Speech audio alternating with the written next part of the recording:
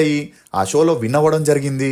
అలా ఆ తర్వాత ఫిలింఫేర్ మ్యాగజైన్ వారు బాంబేకి రాగానే తమ ఆఫీస్కి రమ్మని తప్పకుండా సినిమాల్లో ఛాన్స్ ఇప్పిస్తామని ప్రామిస్ చేయడంతో ధర్మేంద్ర ఆనందానికి అవధులు లేకుండా పోయాయి.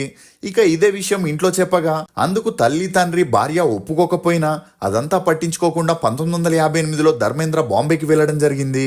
ఇక అలా బాంబేకి వెళ్ళాక ఫిలింఫేర్ మ్యాగజైన్ ఆఫీస్కి వెళితే సినిమాల్లో అవకాశాలున్నప్పుడు చెబుతాం గాని అంతవరకు ఊరికే ఆఫీస్కి వచ్చి డిస్టర్బ్ చేయొద్దని చెప్పడం జరిగింది. దీంతో ధర్మేంద్ర 1 year వెయిట్ చేసినా వారి నుండి ఎలాంటి ప్రయోజనం లేకుండా పోయింది. అలా ఆ తర్వాత చేసేదేమీ లేక ధర్మేంద్ర ఒక ఫోటోషూట్ ని చేసి వాటిని పట్టుకొని ఛాన్స్ల కోసం ప్రతి ఒక్క ఆఫీస్కి వెళ్లి అడుగుతుండేవాడు.